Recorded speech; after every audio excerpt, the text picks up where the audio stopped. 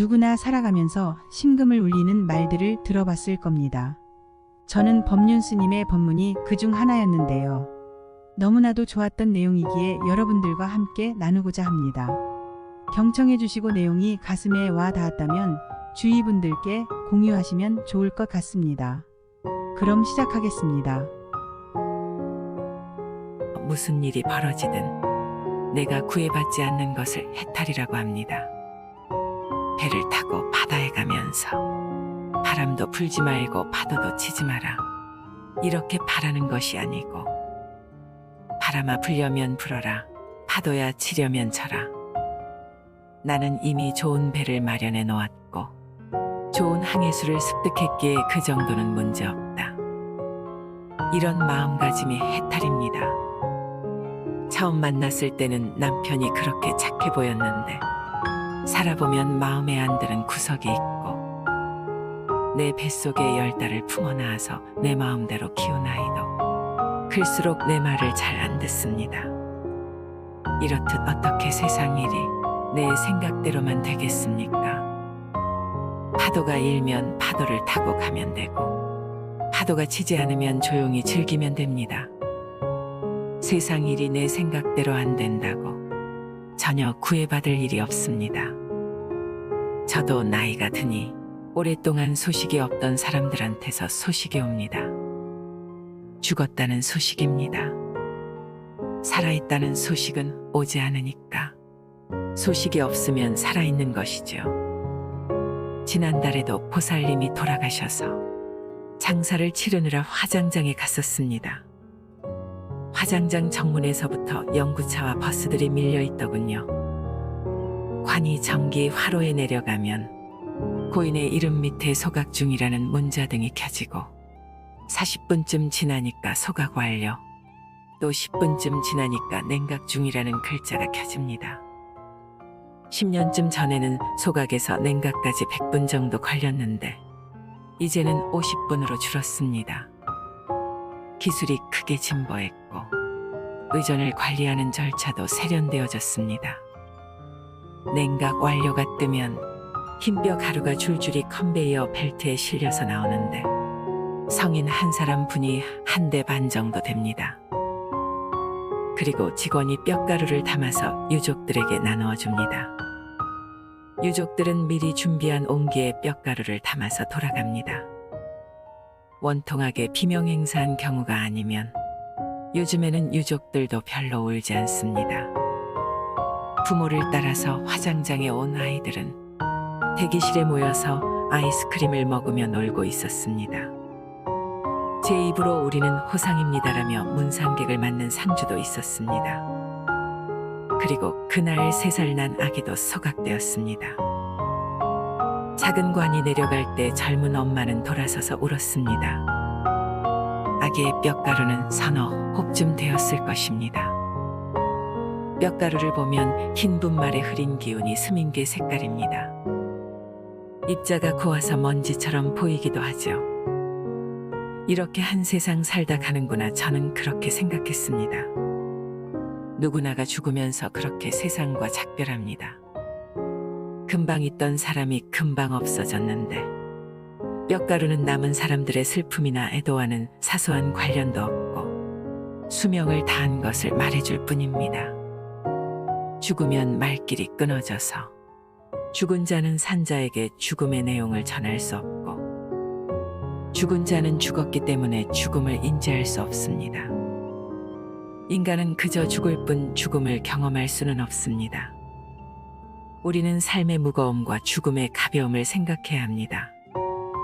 죽음이 저토록 가벼움으로 우리는 남은 삶의 무거움을 버텨낼 수 있는 건지도 모릅니다. 더한 욕심을 부릴 것도 없고 무거운 짐을 지고 살아갈 필요도 없는 것입니다. 죽음은 날이 저물고 비가 오고 바람이 부는 것과 같은 자연 현상입니다. 나이가 들면 죽음이 두렵습니다. 하지만 두려워할 필요가 없습니다. 그저 일상생활을 하듯이, 세수를 하고 면도를 하듯이 그렇게 가볍게 죽어야겠구나 하며 미리 정해놓은 일만 생각하세요. 돈 들이지 말고 죽자. 주변 사람을 힘들게 하지 말고 가자. 질척거리지 말고 지저분한 것들을 남기지 말고 가자. 빌려온 것이 있으면 다 갖고 가자. 남은 것이 있으면 다 주고 가자. 입던 옷은 깨끗이 빨아 입고 가자. 이렇게 말입니다. 죽음을 앞두고 집에 있는 서랍과 수납장을 들여다보면 이 쓰레기 더미 속에서 한 생애가 다 갔다는 생각에 서글퍼지는 순간이 옵니다. 지금까지 내가 지니고 있었던 것이 거의 전부가 쓰레기였다는 것을 죽음을 앞두고서야 깨닫습니다. 정작 내가 하고 싶었던 일들은 아직 아무것도 하지도 못했는데 왜 그렇게 두 손에 꽉 쥐고 놓지 못하는 인생을 살았나 하는 생각이 듭니다. 인생은 후회의 연속이라지만 욕심을 내서 살았던 지난 날을 떠올리면 그 마음이 너무 공허합니다. 나의 삶이 허무하게만 느껴집니다. 이제부터라도 조금 더 의미 있는 것으로 내 인생을 채워보시길 바랍니다. 제 지인의 아버지는 섬진강 상류의 산골 마을에서 평생 농사를 지으며 사셨다고 합니다. 지인의 아버지가 돌아가실 때 지인을 불러놓고 유언을 하셨는데 내 어머니가 방마다 아궁이에 불을 뗀다고 고생을 많이 했다. 부디 연탄 보일러를 놓아드려라라고 말씀하셨다고 합니다. 저는 이 유언이 건실하고 씩씩하고 속이 꽉 차 있다고 생각합니다. 그의 아버지는 참으로 죽음을 별것 아닌 것으로 아침마다 소를 몰고 밭으로 나가듯이 가볍게 받아들이셨습니다. 이 정도 유언이 나오려면 깊은 내공과 오랜 세월이 필요한 것이죠. 아무나 되는 것이 아닙니다. 삶은 무겁고 죽음은 가볍습니다. 죽음과 싸워서 이기는 것이 의술의 목표라면 의술은 백전백패합니다. 깨어진 육체를 맞추고 꿰매서 살려내는 의사가 있어야 하지만 충분히 다 살고 죽으려는 사람들의 마지막 길을 품위 있게 인도해주는 의사도 있어야 합니다. 죽음은 쓰다듬어서 맞아들여야지 싸워서 이겨야 할 대상이 아니기 때문입니다. 이제 다 살았기에 가야 하는 사람의 마지막 시간을 파이프를 꽂아서 붙잡아 놓고 못 가게 하는 의술은 무의미합니다. 가볍게 죽고 가는 사람도 미련 없이 보낼 수 있어야 합니다. 그래야지 이토록 단순한 장례 절차에서도 정중한 애도를 실현할 수 있습니다. 가는 사람도 보내는 사람도 의술도 모두 가벼움으로 돌아가는 것입니다. 뼈가루를 들여다보면 인생의 의미를 다할 수 있습니다. 이 가벼움으로 삶의 무거움을 버텨낼 수 있는 것입니다. 천하를 통일했던 중국의 진시 황제나 애플을 창시하여 억만장자가 된 스티브 잡스, 영원히 북한을 통치할 것 같았던 김일성, 그들은 모두 이 세상을 떠났습니다. 삼성그룹의 이건희 회장도 병상에 누워있다 결국 고인이 됐습니다. 이렇게 화려하게 살다가 떠나간 사람 중 누가 부럽나요? 세상에는 없는 게 세 가지가 있습니다. 첫째는 정답이 없습니다. 둘째는 비밀이 없습니다. 셋째는 공짜가 없습니다. 그리고 우리가 죽음에 대해 분명히 알고 있는 것 세 가지는 첫째는 사람은 분명히 죽는다는 것, 둘째는 나 혼자서 죽는다는 것, 셋째는 아무것도 가지고 갈 수 없다는 것입니다. 마지막으로 죽음에 대해 모르는 것 세 가지가 있습니다. 언제 죽을지 모른다는 것과 어디서 죽을지 모른다는 것, 그리고 어떻게 죽을지 모른다는 것입니다. 그래서 항상 준비하고 있어야 합니다. 모든 사람이 태어나는 방법은 거의 비슷하지만 죽는 방법은 천차만별입니다. 그래서 인간의 평가는 태어나는 것보다 죽는 것으로 결정됩니다. 내가 세상에 올 때 나는 울었고 내 주위의 모든 이들은 웃었습니다. 내가 이 세상을 떠나갈 때는 모든 사람들이 아쉬워오는 가운데 나는 웃으며 후를 떠나가야 합니다. 그것이 인생을 최고로 잘 산 것입니다. 행복한 삶을 살아가세요. 걸을 수 있고 먹을 수 있고 친구들과 대화할 수 있고 이렇게 살아있는 지금이 더없이 소중하고 감사한 것입니다. 삶은 소풍입니다. 가는 길에 쉬었다가 오는 길에도 쉬고 또 중간에 틈나는 대로 쉬어야 하는 것입니다. 인생을 너무 바쁘게 살지 마세요.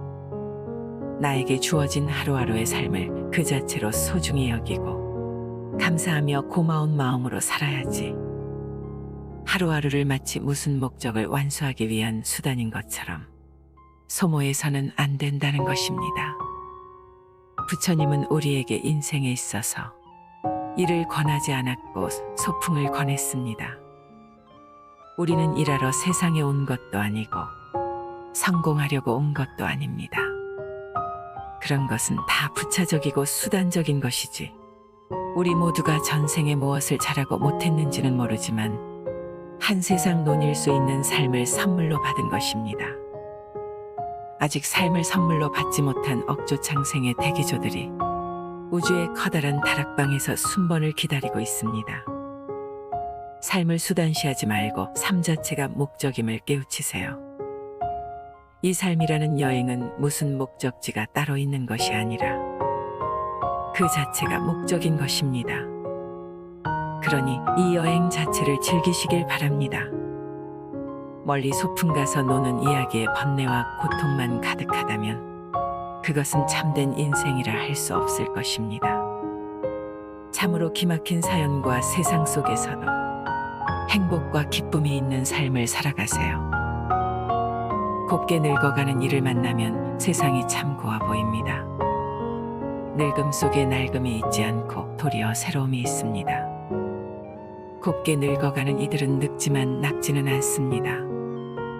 늙음과 낡음은 글자로는 불과 한 획의 차이밖에 없지만 그 품은 뜻은 서로 정반대의 길을 달릴 수 있습니다.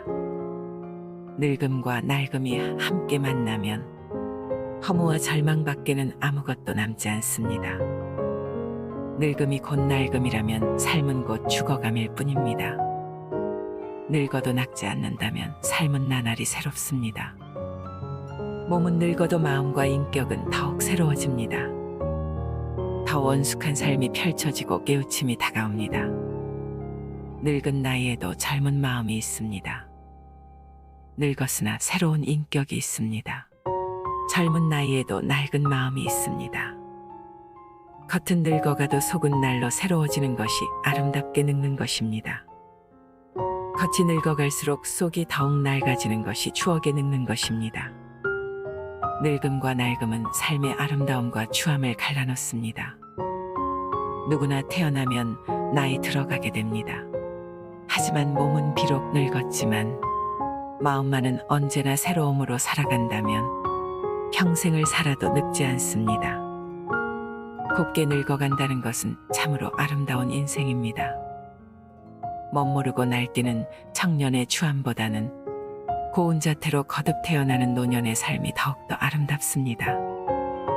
행여 늙는 것이 두렵고 서럽습니까? 마음이 늙기 때문입니다. 마음을 새롭게 새로움으로 바꿔보세요. 늘어가는 나이테는 인생의 무게를 보여줍니다. 그만큼 원숙해진다는 것이겠죠. 천천히 걸어도 빨리 달려도 우리에게 주어진 시간은 오직 한 세상입니다. 덜어는 조금 살다가 덜어는 오래 살다가 우리는 결국 가야 할 곳으로 떠나갑니다. 소중한 시간에 사랑하며 이해하며 사세요.